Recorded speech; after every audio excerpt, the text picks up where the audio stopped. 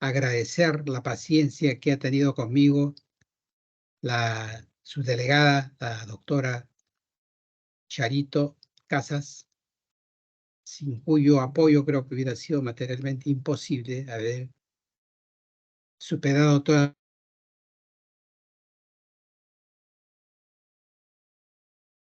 las dificultades. El día de hoy nos toca desarrollar un tema muy importante dentro de la patología pediátrica. Me refiero a las enfermedades diarreicas agudas. Si es que Charito tiene, ya tenemos unas diapositivas que se les ha enviado, que la pueden compartir todos, por favor. Ahí está resumido todo lo que significa esta patología pediátrica por las cuales siguen falleciendo y siguen enfermándose los niños en nuestro país. A ver, pasemos las primeras láminas, por favor, Charito.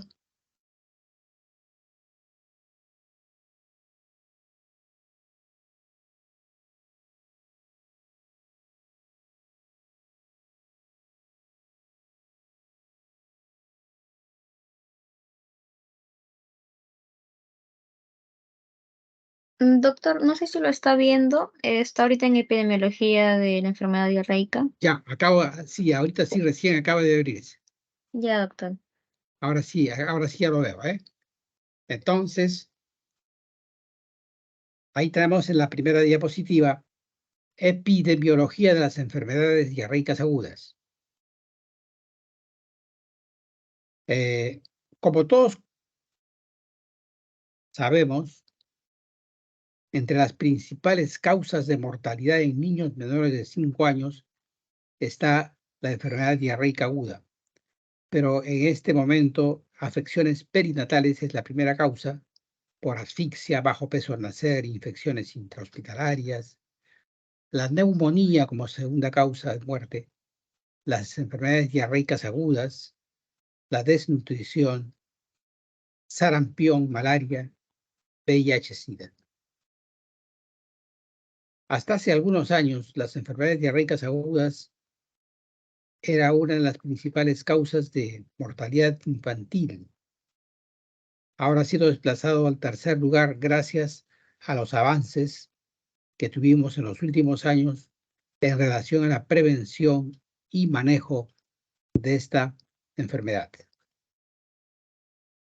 La siguiente, por favor. El problema de la diarrea infantil en el Perú. De un trabajo epidemiológico que se hizo hace algunos años en una comunidad urbano marginal de Lima, en San Juan del Lurigancho. Se hicieron encuestas y se encontró de que cada niño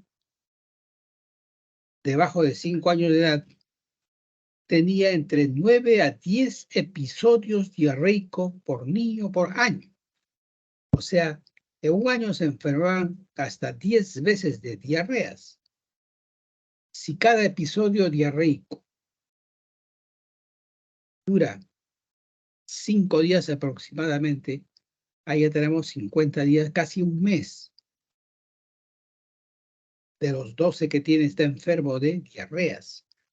Y es una causa importante que contribuye también a la desnutrición y a la anemia.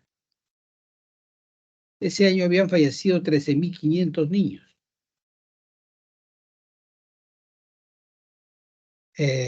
Y podemos decir de que aproximadamente el 12% de las muertes infantiles son debidas pues a esta enfermedad.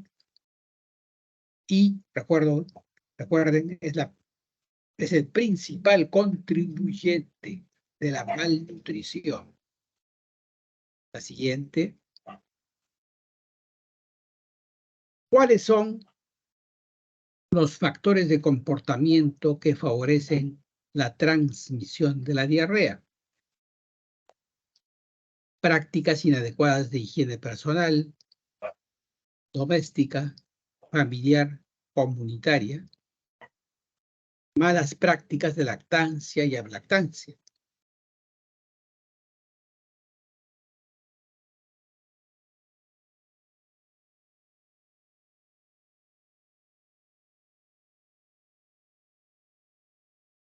La siguiente lámina. ¿Cuáles son los factores ambientales que favorecen la transmisión de la diarrea? Contaminación fecal del agua de beber y de los alimentos. La cohabitación con personas o animales infectados. Siguiente. Vamos a definir qué cosa es diarrea. ¿Cuál es la definición de diarrea? Hay varias definiciones de diarrea. Una de las más aceptadas es la que nos da la Organización Mundial de la Salud. Para la OMS, diarrea es la eliminación de 3 o más deposiciones líquidas en las últimas 24 horas. Los clínicos clásicos definen la diarrea como el cambio de consistencia de las deposiciones, al margen del aumento de frecuencia. Basta una diarrea acuosa, esa ya es una cámara diarreica. Los fisiopatólogos tampoco se quedan atrás y definen la diarrea como el desequilibrio entre los mecanismos de absorción y secreción del epitelio intestinal. Cuando hay bloqueo de absorción o incremento de secreciones intestinales, se presenta la diarrea. El epitelio intestinal es como la piel, ¿no? Absorbe y segrega. Cuando hay un exceso de secreciones, se produce diarrea, o cuando hay bloqueo de absorción. Ahí están los dos tipos de diarrea, la diarrea secretora y la diarrea osmótica. La siguiente.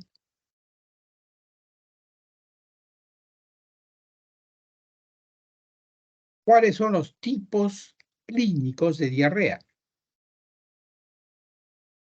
De acuerdo a la duración, la diarrea puede ser aguda o persistente. Aguda cuando dura de 0 a 14 días y persistente cuando dura más de 14 días. Y de acuerdo a la presencia o no de sangre en heces, la diarrea puede ser de dos tipos, acuosa y disentérica. Acuosa cuando no hay sangre en heces y disentérica cuando existen moco y sangre en heces. ¿Cuáles son los peligros de estas diarreas? En la diarrea aguda, el peligro mayor es la deshidratación, la acidosis metabólica. En la diarrea persistente, la malnutrición. En la diarrea acuosa, se caracteriza fundamentalmente por pérdida importante de sodio, potasio y bicarbonato. Y en la diarrea disentérica, el peligro mayor es el daño tisular, la toxemia e incluso que puede llegar a septicemias. La siguiente.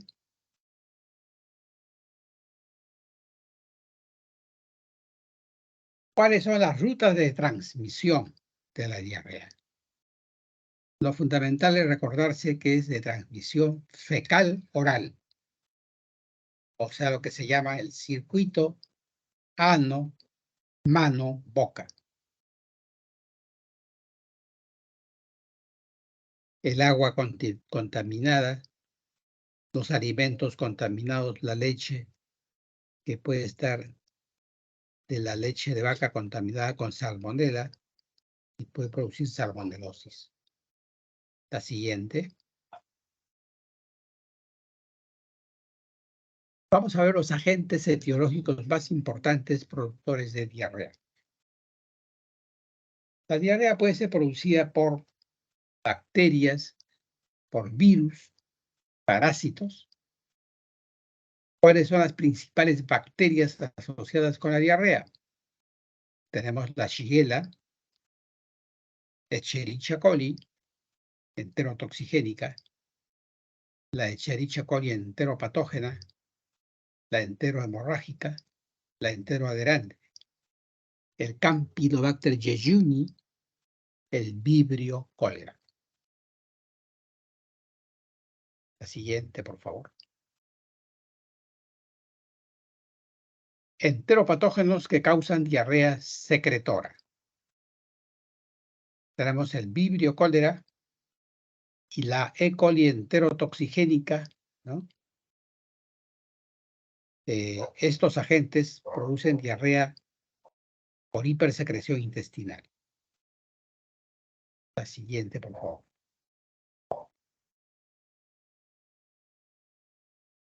Los principales parásitos asociados con enfermedades diarreicas. La Giardia lamblia, el Balantidium coli, la Capillaria philophinensis, el Cryptosporidium parvum, la Entamoeba histolítica, Trichurus trichura, la Isospora belli, Sarcocystis hominis estrogiloides. La siguiente, por favor.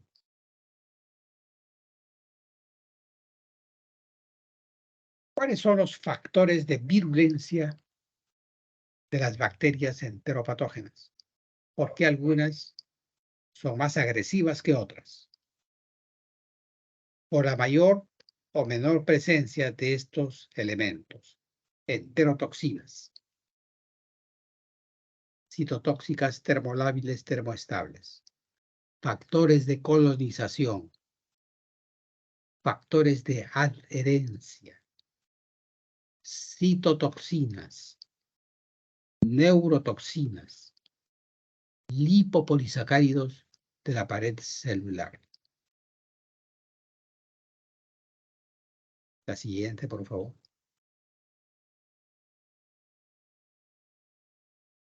Veamos ahora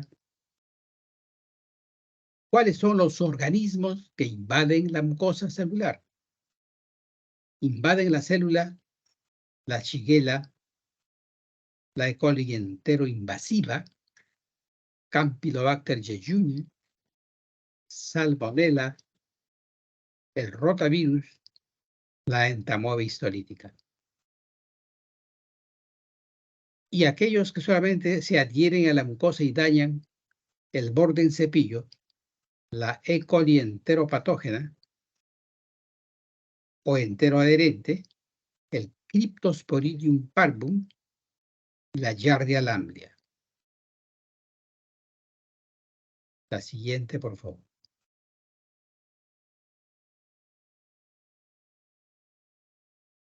Bueno, acá les he traído una microfotografía electrónica para que ustedes lo conozcan cómo es el rotavirus. El rotavirus es un virus redondeado de doble contorno. Se parece a las llantas de un carro, por eso le llamaron rotavirus. La siguiente, por favor. La Escherichia coli, la bacteria que también es muy importante, tiene pestañas vibrátiles o fimbrias a través de los cuales se adosa a la mucosa y produce todo el mecanismo de secreción intestinal. La siguiente. Las vaquitas les traje para recordar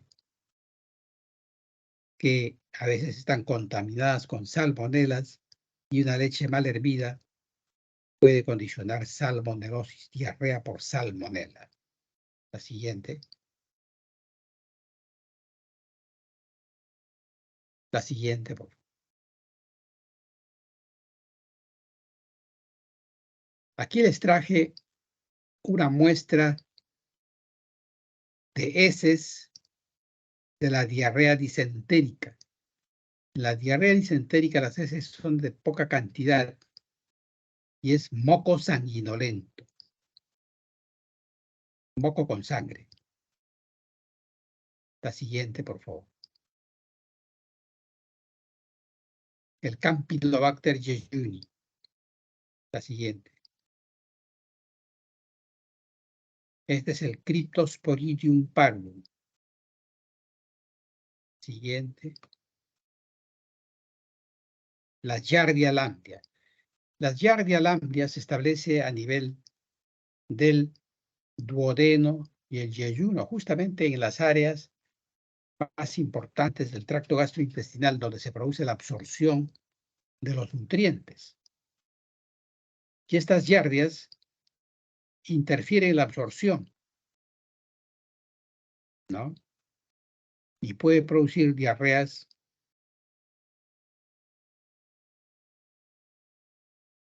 crónicas que pueden conducir a la desnutrición a los pacientes portadores de diarrea. La siguiente. La siguiente.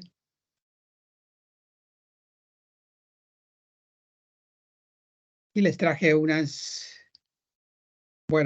láminas que nos permiten recordar al tracto gastrointestinal, ¿no?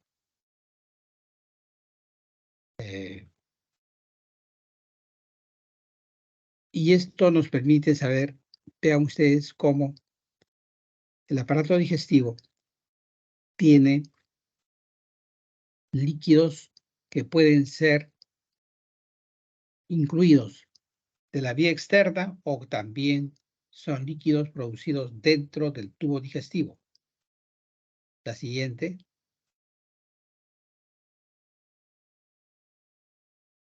A través de la ingesta oral, un adulto de 70 kilos aproximadamente, la ingesta oral de agua es de 2 litros, glándulas salivales 1,5 litros, secreciones endógenas aproximadamente 7 litros, secreción gástrica 2,5 litros, secreción biliar medio litro, secreción pancreática 1,5 litros,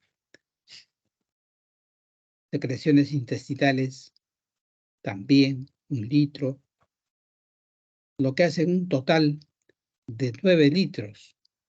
De esos 9 litros debieran ser absorbidos 8 litros 800 y con las heces normalmente debiera excretarse solamente 200 mililitros de agua.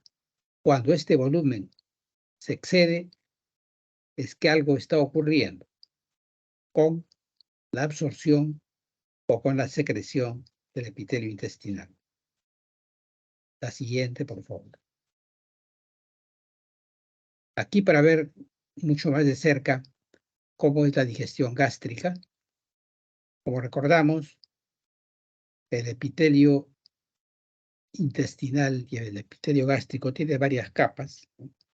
La mucosa, la muscularis mucosa, la submucosa, las láminas musculares y cuando hay lesiones a nivel del epitelio intestinal, se pueden dañar las células que están en la parte apical o las partes que están en la parte profunda. Como recordamos, las células de la parte apical son encargadas de la absorción, en tanto que las células de la parte profunda producen secreción.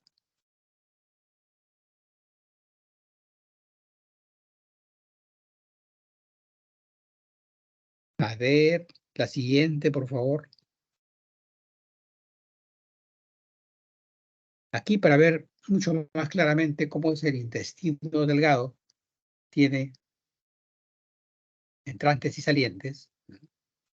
Ahí está el epitelio intestinal que está constituido por vasos linfáticos, arterias y venas.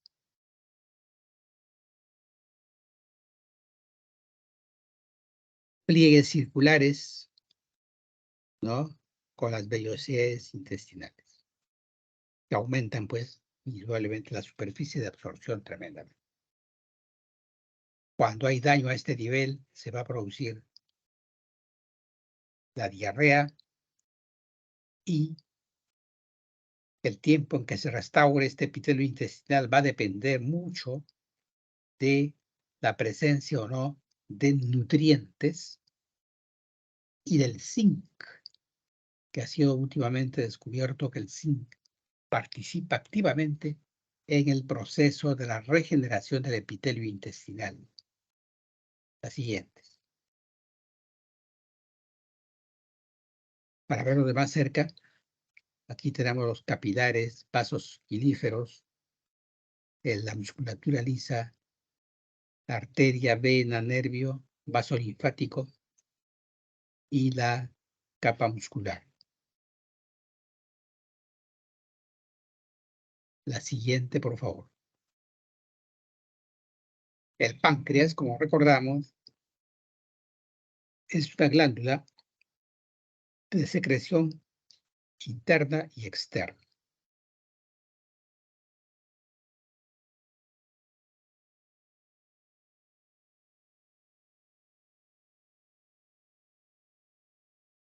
La siguiente, por favor.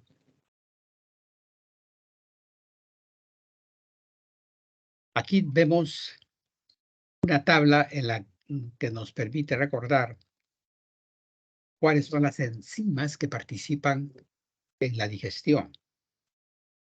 En la boca, a través de la saliva, se inicia el catabolismo del almidón a través de las enzimas que tiene, como la tialina y la amilasa salival. En el jugo gástrico se segrega la proteína, las pepsinas, la renina, la lipasa gástrica, que van a tener la función de digerir las proteínas, a polipéptidos, coagulan la leche y inicia el catabolismo de las grasas también. En el jugo pancreático, como recordamos, se segregan las enzimas tripsina, quimotripsina, la carboxipeptidasa, la ribonucleasa, la desoxirribonucleasa y la lipasa pancreática para digerir las proteínas, polipéptidos, ARN, ADN, a nucleótidos, las grasas que los convierten en ácidos grasos glicéridos y glicerol.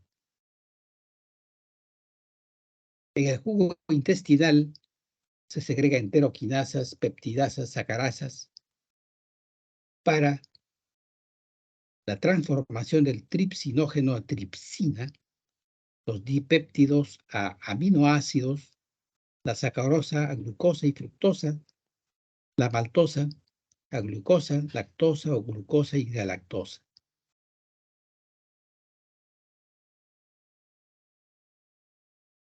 La siguiente, por favor.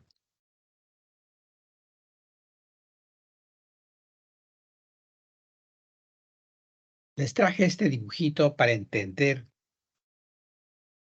cuál es la base científica de la terapia de rehidratación oral. Miren ustedes. Si a un niño con diarrea le damos solamente agua con sal, agua salada, una solución salina, esta solución salina entra y sale casi en el mismo volumen. Hay muy poca absorción, casi nada de absorción intestinal.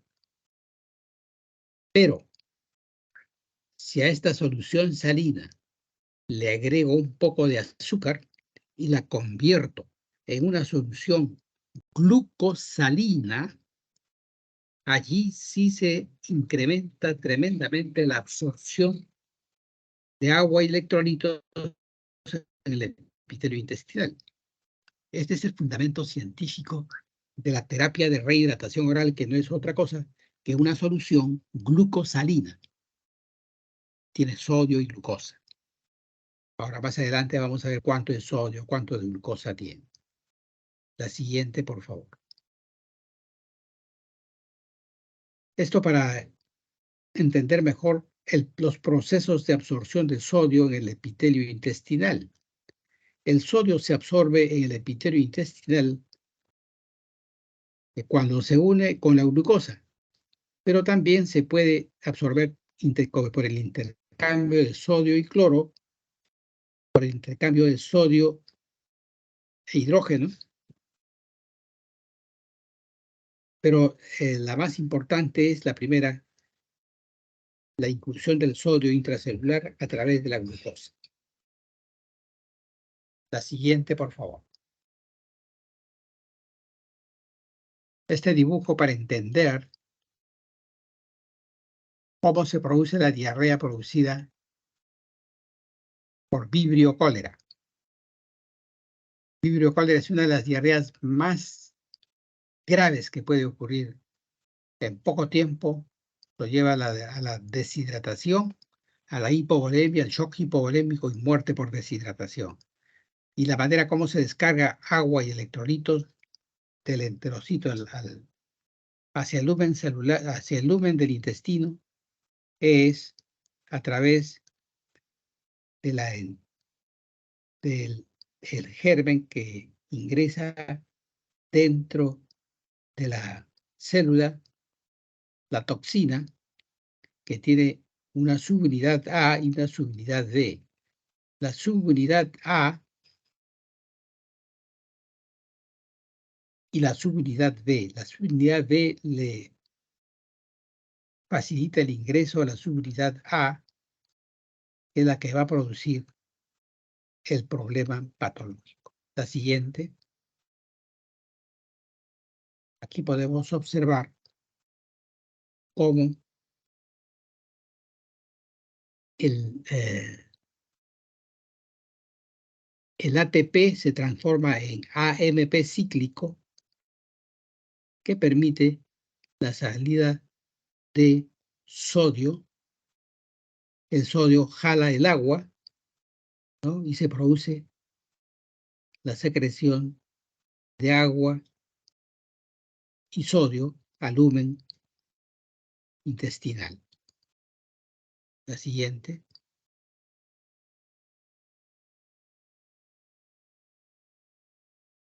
Cuando estamos frente a un paciente con diarrea, aparte de haber preguntado desde cuándo está con diarrea para ver si es aguda o persistente, hay sangre en heces para ver si es disentérica o acuosa. Tenemos que averiguar si este niño con diarrea presenta o no signos de deshidratación, que es la causa principal de muerte de los niños con diarrea. Los signos de deshidratación en el niño están acá en este dibujito, pero yo quisiera hacerles recordar que los signos de deshidratación, para que no se olviden, son las 3 S. Primera S, sensorio alterado. El sensorio al inicio está irritable y si no se le rehidrata rápidamente, el sensorio va decayendo hasta que el sensorio se deprime entre letargia, coma y muerte por deshidratación. Entonces, primera S, sensorio alterado. Segunda S, sed. El paciente deshidratado es sediento y oliúrico. Tercera S, signo de pliegue. Ajustamos con el dedo índice y el pulgar en la piel del abdomen y si ese pliegue permanece hasta 2 segundos, es un signo de pliegue positivo. Si pasa de 2 segundos, es un signo de pliegue grave que está indicando ya que el paciente puede estar en shock hipovolémico. Pero si el signo de pliegue desaparece de inmediato, el signo de pliegue es negativo, o sea, el paciente no está deshidratado. Ojos hundidos también. Entonces, repito, los signos claves de la deshidratación: sensorio, sed, signo de pliegue. Ojos hundidos. Muy bien, la siguiente, por favor.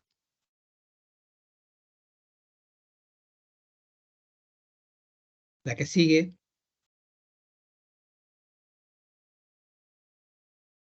Charito, la siguiente la misma. Eso es.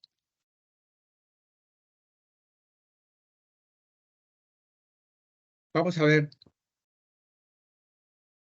cuáles son los signos que uno observa frente a un paciente con diarrea y que tiene signos de deshidratación. Cuando observo el paciente está irritable, inquieto, ojos hundidos, boca y lengua secas, sediento, bebe con avidez. Al examen, el signo de pliegue desaparece lentamente. Si me encuentro frente a un paciente con estas características, tengo que decir cuál es el sistema de tratamiento que voy a adoptar. Si el paciente presenta 2 o más de estos signos, tiene deshidratación. Y voy a usar el plan B de tratamiento, o sea, la terapia de rehidratación oral, utilizando la solución de rehidratación oral. Si no tuviera ninguno de estos signos, a pesar de la diarrea no está deshidratado, ese paciente debe ser manejado ambulatoriamente en casa por la madre con el llamado plan A de tratamiento. Entonces, el hecho de buscar o 2 signos de deshidratación, si está frente a si no tiene deshidratación leve o moderada, o tiene deshidratación severa, es para aplicar el plan A, B o C de tratamiento. Repito, los pacientes con diarrea sin signos de deshidratación deben ser manejados ambulatoriamente con el plan A de tratamiento, manejo de la diarrea en el hogar, seamos. Y aquellos que ya tienen deshidratación, sea leve o moderado, se les aplica el plan B de tratamiento, o sea, la terapia de rehidratación oral, utilizando la solución de rehidratación oral. Y si el paciente está con deshidratación grave, en shock hipovolémico, ese paciente se maneja con el llamado plan C de tratamiento o terapia de rehidratación intravenosa rápida. La siguiente, por favor.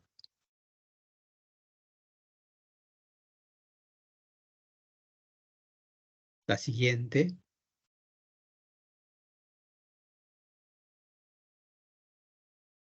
Es bueno conversar con las madres acerca de esta enfermedad, cómo prevenir y si ya tiene diarrea, cómo manejar. La madre se convierte en la mejor enfermera para su niño, porque le da cariño, aparte de darle su suerito, le está dando bastante afecto, lo cual también contribuye para que el niño se recupere más fácilmente. La siguiente, por favor.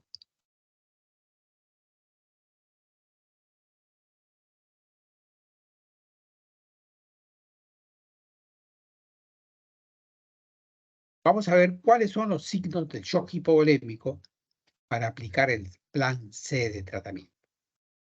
Cuando examino a mi paciente lo encuentro letárgico, comatoso, está hipotónico, con ojos muy hundidos, sin lágrimas, llanto sin lágrimas, boca y lengua muy secas, bebe mal o no puede beber porque ya está inconsciente. Al examen clínico, el signo de pliegue desaparece muy lentamente, más de 2 segundos. En este caso tengo que decidir aplicar el plan de tratamiento, plan C, o sea, terapia de rehidratación intravenosa rápida. Desde luego que debo pesar al paciente para hacer los cálculos de volumen, de agua y electrolitos. La siguiente.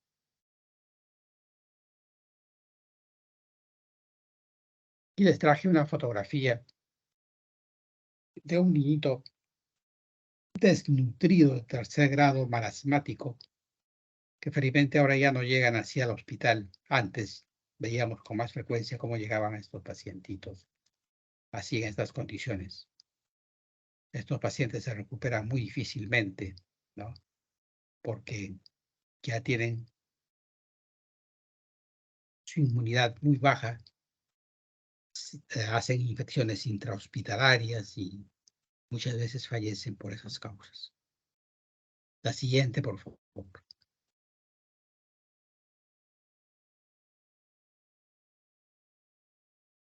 ¿Cuáles son los trastornos hidroelectrolíticos de pacientes con diarrea?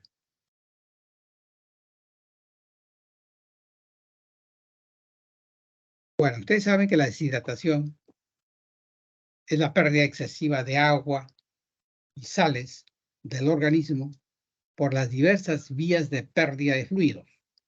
Una de las principales es el aparato digestivo, las diarreas, los vómitos.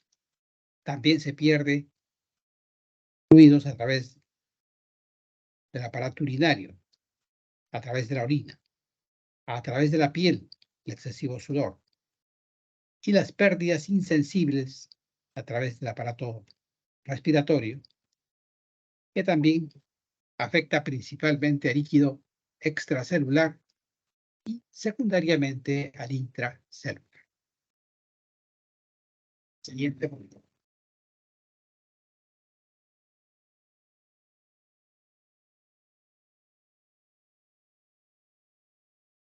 Hay algunos factores predisponentes para que la deshidratación se lleve a cabo más rápidamente. O sea, los pacientes, de acuerdo a su edad, son más proclives a deshidratarse que otros. La edad, cuanto más pequeñito es el niño, es más fácil que se deshidrate. El estado nutricional, los desnutridos también son más proclives a deshidratarse. El agente causal, como ya lo vimos hace un momento, dependiendo del tipo de microbios, virus, bacterias, etc. Patologías extradigestivas que también pueden estar asociadas a la diarrea. El clima, igualmente. El clima, en las épocas de verano hay más pacientes deshidratados que en las épocas de invierno. La siguiente, por favor.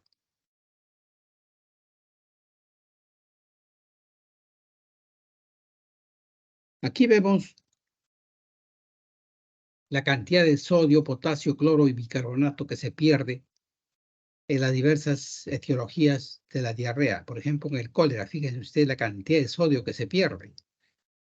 En adultos, 140 miliequivalentes por litro de sodio. 140 es la cantidad equivalente a la del plasma. En niños, 100, 101. Potasio, también cantidades apreciables, 13. El adulto, 27 de los niños. Cloro, bicarbonato. En las diarreas en niños menores de 5 años, también las pérdidas de sodio son altas, producidas por bacterias de otro tipo, ¿no? La pérdida de glucosa igualmente. Acá tenemos la solución de sales de rehidratación oral, que en el momento actual ya tiene 75 miliequivalentes de sodio, 75 de glucosa, potasio 20, cloro 80, bicarbonato 30. Son cantidades que han sido colocadas de acuerdo a las pérdidas que se tienen a través de las diarreas de manera promedio, diríamos, ¿no? Para tratar de reponer las pérdidas que tuvo por las diversas causas de diarrea.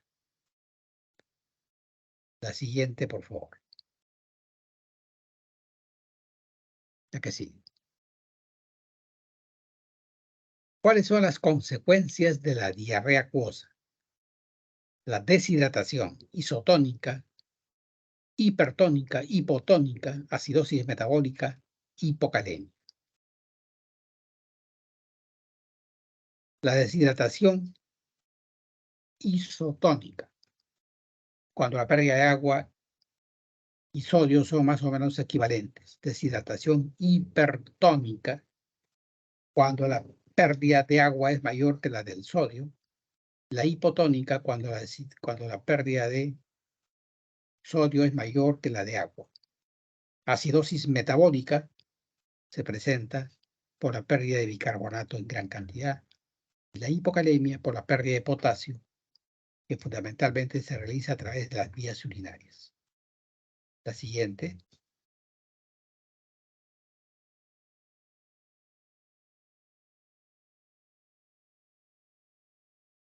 La deshidratación isotónica es el tipo de deshidratación más frecuente. Ocurre cuando las pérdidas netas de agua y sodio son en la misma proporción que la encontrada en el extracelular. La concentración sérica de sodio es de 130 a 150 milimoles por litro. La osmolaridad normal de 275 a 295 milimoles por litro. La hipovolemia ocurre cuando resulta de la pérdida importante de líquido extracelular. La siguiente.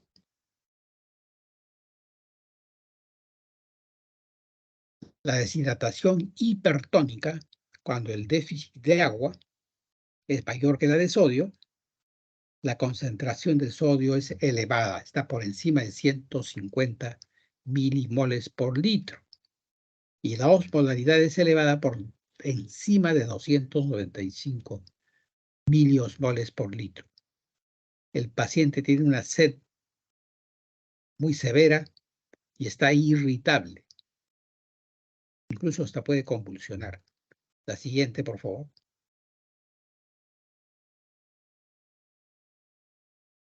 La deshidratación hipotónica. Niños con diarrea que ingieren grandes cantidades de agua u otros fluidos hipotónicos o que reciben infusiones intravenosas de glucosa al 5% en agua, se pueden ir a la deshidratación hipotónica. El agua es absorbida del intestino mientras que la pérdida de cloruro de sodio continúa causando una pérdida de sodio neta en sodio en exceso operativamente con el agua. El déficit de sodio es mayor que la del agua. La concentración de sodio sérico es baja. Está debajo de 130 milimoles por litro. Entonces, cuando encontramos esa cantidad, decimos, estoy frente a una deshidratación hipotónica o hiponatrémica. La que sigue, por favor.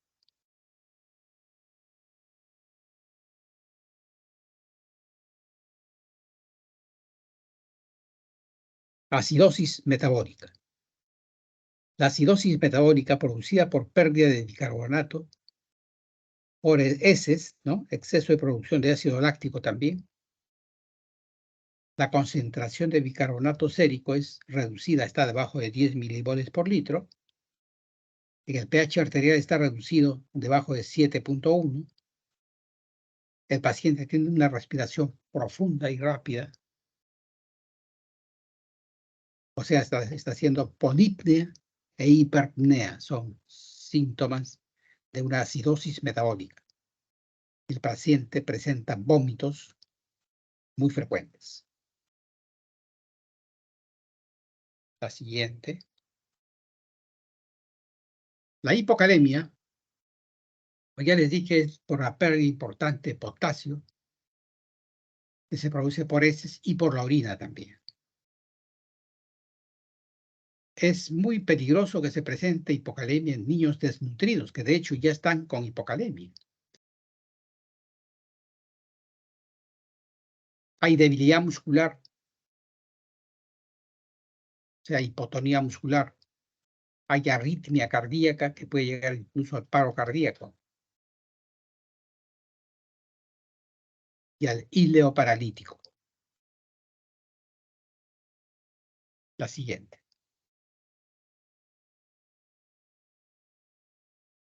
Vamos a hacer un resumen de cómo evaluar el estado de hidratación del paciente para ver si se aplica el plan A, B o C de tratamiento. Ya saben que tienen que hacer la evaluación. Evaluar es examinar, preguntar y examinar, ¿cierto? Observamos la condición de los niños. Si está alerta, los ojitos están normales, lágrimas presentes, La sed bebe normalmente, no tiene mucha sed. En la exploración encontramos que el signo de pliegue desaparece rápidamente. Entonces yo digo, este paciente no tiene signos de deshidratación. Está con diarrea, pero no tiene signos de deshidratación. Por lo tanto, le aplico el plan A de tratamiento, ¿ya? Lo que está en la franja celeste. Plan A de tratamiento. ¿Qué cosa es el plan A de tratamiento? Manejo de la diarrea en el hogar. Ese paciente no tiene por qué ingresar al hospital. Ese paciente se va a su casa con indicaciones precisas a la madre de cómo debe manejar el caso en casa. El segundo grupo, ya cuando viene con el sensorio, intranquilo, irritable, ojos hundidos, lágrimas ausentes, sed, está sediento. El signo de pliegue desaparece lentamente. En este caso, le aplico el plan B de tratamiento, o sea, la terapia de rehidratación oral en una unidad de rehidratación oral que puede ser en un hospital, ¿no? Que casi todos ya tienen su sala de rehidratación oral. Y el otro grupo, finalmente, que ya acude con signos y síntomas graves, la condición del paciente está, pues, letárgico, comatoso, ¿cierto? Está hipotónico, ojos muy hundidos, lágrimas ausentes, bebe mal o no es capaz de beber, ¿no? El signo de pliegue desaparece muy lentamente. En este caso, si se presentan dos o más de estos signos, digo, estoy frente a un paciente con deshidratación severa o con shock hipovolémico y amerita el plan C de tratamiento, o sea, la terapia de rehidratación intravenosa rápida por la vena. La siguiente, por favor.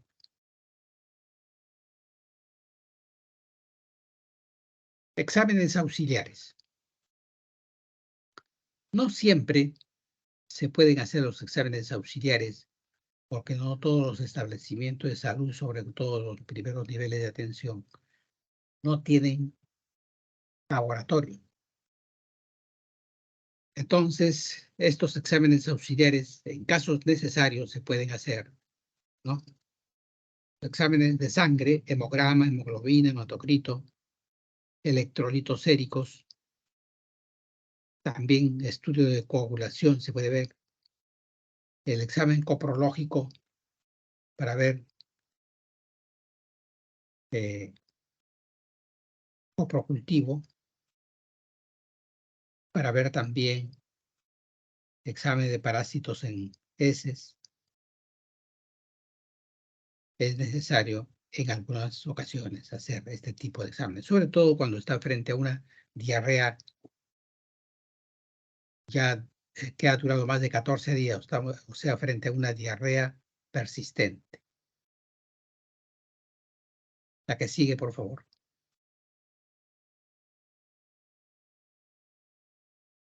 A ver, ¿en qué consiste el plan A de tratamiento? Ya estamos en la parte final ya casi. Plan A de tratamiento es manejo de la diarrea en el hogar. La siguiente. Para no olvidarse, yo les he puesto ahí para que no se olviden, el plan A de tratamiento es el ACRE. ACRE, ¿qué es el ACRE? A-C-R-E. A, ¿qué significa A? Aumentar la ingesta de líquidos disponibles en el hogar. A. C. Continuar la alimentación habitual. R. Reconocer signos de empeoramiento. E. Enseñar a evitar futuros episodios de diarrea. Y para enseñar a evitar futuros episodios de diarrea, ¿no? Lactancia materna exclusiva, ustedes saben ya, ¿no? Utilizar agua segura, o sea, agua, no tomar agua sin hervir. Higiene personal, doméstica, familiar, comunitaria, y el uso del zinc por 14 días. El zinc está demostrado que participa activamente en la inmunidad y también en la regeneración del epitelio intestinal. La siguiente. Aquí vemos, por ejemplo, cuánto de volumen le podríamos dar a un paciente que tiene diarrea de acuerdo a los grupos etarios, ¿no? En los menores de 1 año, entre 50 a 100 mililitros por kilo. Por supuesto que el sobrecito de sales de rehidratación oral ya se disolvió en 1 litro de agua hervida tibia o fría y se le da a razón de 50 a 100 mililitros, ¿no? Después de cada evacuación. Si tiene 1 a 10 años, entre 100 a 200 mililitros. Si tiene más de 10 años, es a libre demanda, todo lo que desee. Ad libitum, como dicen los expertos. A libre demanda. La siguiente, por favor.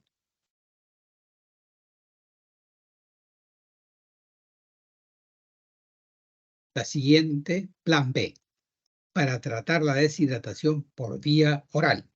La siguiente. Aquí tenemos la cantidad aproximada de suero oral para las primeras 4 horas. Tenemos que haber pesado al paciente. Ya saben que las sales de rehidratación fórmula OEBS se disuelve en 1 litro de agua hervida, fría o tibia, y se le da a razón de 50 a 100 mililitros por kilo.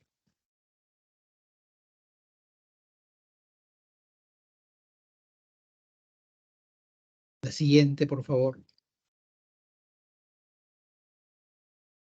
La sonda nasogástrica, ¿en qué momento se usa? Cuando el paciente está vomitando mucho, no es capaz de tolerar la vía oral, ¿no? Se puede utilizar también la sonda nasogástrica y administrar por la sonda las sales de rehidratación oral.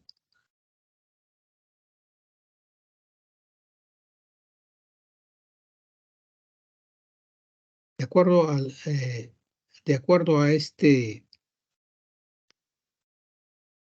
esta manera de rehidratar, se puede utilizar la dosis de 5 mililitros por kilo cada 5 minutos. La siguiente, por favor. Esta sonda nasogástrica se usa cuando no tolera la vía oral, cuando los vómitos son persistentes. Se puede usar 25 a 30 mililitros por kilo por hora.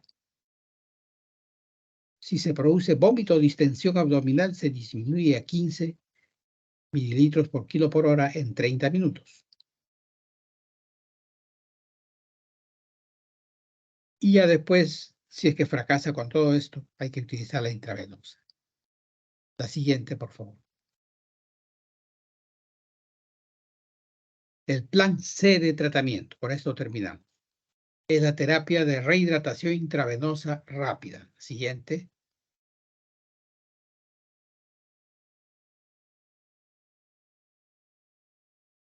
La solución más recomendable que se usa para la rehidratación intravenosa o plan C de tratamiento es la solución polielectrolítica estándar. También se puede utilizar el lactato de Ringer o la solución salina fisiológica, o sea, el cloruro de sodio al 0.9%. La solución polielectrolítica estándar tiene sodio 90, potasio 20, cloro 80, bicarbonato 30 y glucosa 111 miliosmoles por litro. Son cantidades recomendables para la sustitución de las pérdidas que tuvo durante la diarrea. El lactato de Ringer también tiene cantidades más o menos equivalentes, 130 de sodio, potasio 4, cloro 109, bicarbonato 28 y no tiene glucosa. La solución salina fisiológica, 150 miliequivalentes por litro de sodio, ¿no? Y agua. Esta solución salina nada más. En caso de que no tuviéramos los anteriores, bueno, y no tenemos otra cosa, se puede utilizar, pero es preferible Repito, la solución polielectrolítica estándar o solución Pizarro, como se llama también. La siguiente, por favor.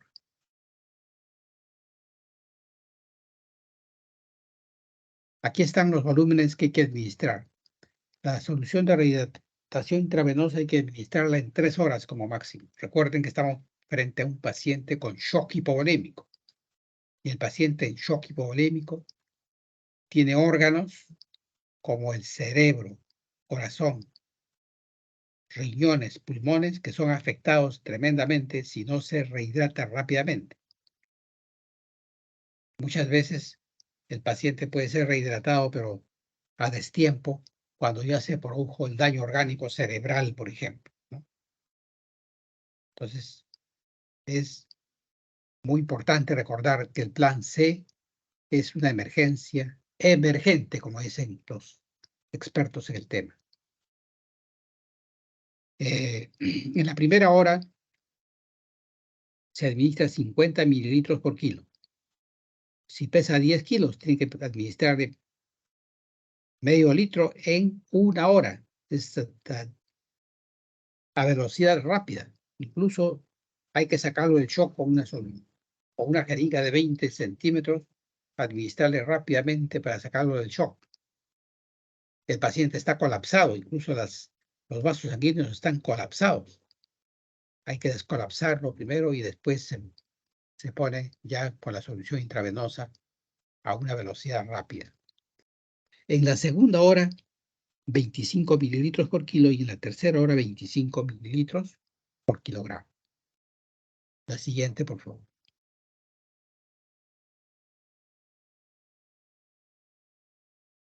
La que sigue. Ahora bien, algunas recomendaciones generales para todos los pacientes que acuden al centro de salud para ser manejados por este problema de la deshidratación. Hay que evaluar al paciente continuamente. Si no está mejorando, hay que aumentar la velocidad de infusión. El paciente que ya puede beber, hay que ir también probando si ya tiene tolerancia oral. Cuando ese paciente en shock ya puede tolerar la vía oral, hay que darle también por vía oral y hay que darle una rehidratación, que yo le llamo rehidratación mixta, ¿no? Oral e intravenosa. Al completar el endovenoso, evaluar al paciente para luego seleccionar, sea el plan A, B o C, seguir con el plan C. Observar al paciente durante 2 horas por lo menos, después de completar la hidratación. Asegurarse que la madre o familiar puedan mantenerlo hidratado con suero oral y también le puedan alimentar. La siguiente.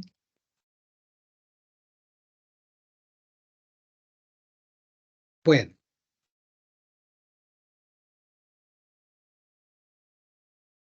La anterior pues, fue Sí, sí, doctor, perdón, ahorita lo acomodo, se me salió.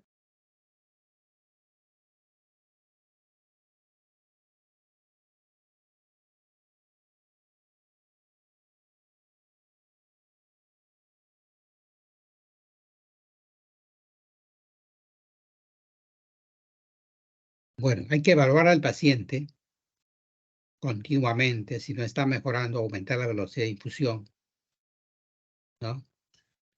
Evaluar pues al paciente para seleccionar nuevamente el plan A, B o C de tratamiento. Y siempre es bueno observar 2 horas más para ver si el pacientito ya tolera la vía oral y ya puede alimentarse. La siguiente, por favor.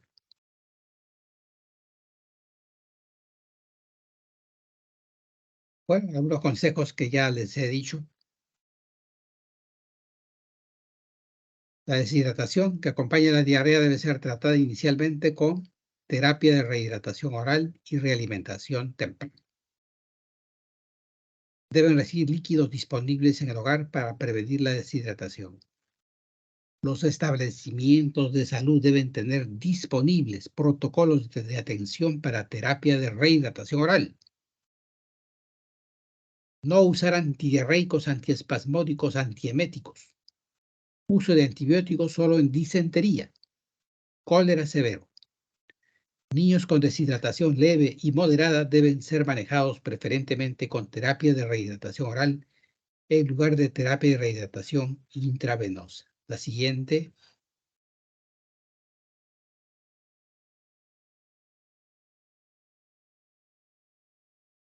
Los niños con deshidratación severa deben ser manejados con terapia de rehidratación intravenosa. Los niños en etapa de lactancia materna con deshidratación deben recibir terapia de rehidratación oral y no suspender la lactancia materna. Hay que seguir con lactancia materna. La alimentación temprana debe comenzar tan pronto como cesen los vómitos. Las fórmulas libres en lactosa solo deben ser recomendables en caso de persistencia de diarreas por intolerancia a lactosa. Y deben continuarse los esfuerzos para incentivar el uso de la terapia de rehidratación oral por los pacientes y el personal de salud. La siguiente, creo que ya son los últimos slides. A ver, la que sigue. Bueno, acá les voy a, me permito mostrarles el libro que hemos escrito en colaboración con el doctor Yehuda Ben-Gigi de Estados Unidos y el doctor Carlos Perredo de Colombia, ¿no? El contenido del libro es capítulo 1, enfermedades diarreicas como problema de salud pública, capítulo 2, anatomía y fisiología del tracto gastrointestinal, capítulo 3, fisiopatología y etiología de las enfermedades diarreicas, la que sigue, deshidratación y trastornos hidroelectrolíticos, diarrea y nutrición, diarrea persistente, terapia de rehidratación oral. La siguiente, STIN y diarrea, tratamiento de la enfermedad diarreica, prevención de las enfermedades diarreicas, control de las enfermedades diarreicas en el contexto de AYEPI. La siguiente,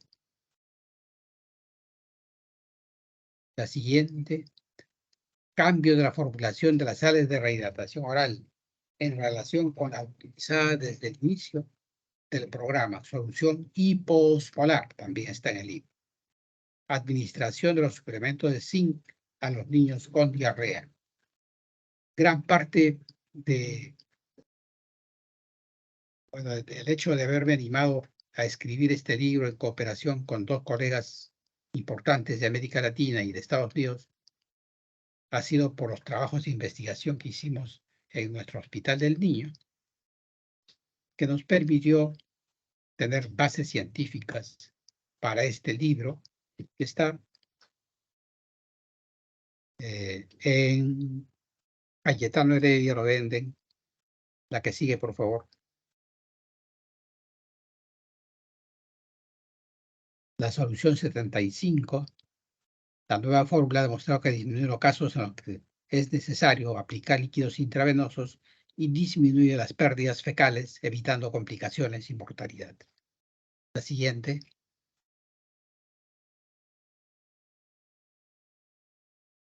El uso de suplementos de zinc en niños con diarrea reduce el gasto fecal, la duración de la diarrea y evita nuevos episodios de diarrea en los meses siguientes al tratamiento. La dosis del zinc es 10 a 20 miligramos por día por 14 días. La siguiente, por favor. Bueno, aquí estamos con algunos colegas de la Organización Mundial de la Salud y el doctor Melitón Arce Rodríguez, que también ha sido mi maestro en la Facultad de Medicina y es profesor de nuestra gloriosa Facultad de Medicina de Villarreal. La siguiente, por favor. Bueno, acá les pongo una frase que quisiera leerlo Debo destacar la gran influencia que ejercieron en nosotros en el área del manejo de las enfermedades diarreicas agudas prominentes científicos de talla mundial, entre los que figuran el doctor Bradley Sack, Mathuram Santoshan, que es de la India. Son profesores de la Universidad de Johns Hopkins University.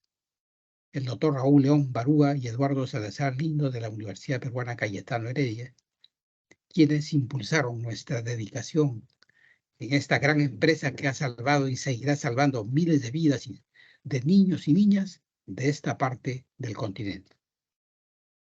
Les agradezco la paciencia que han tenido.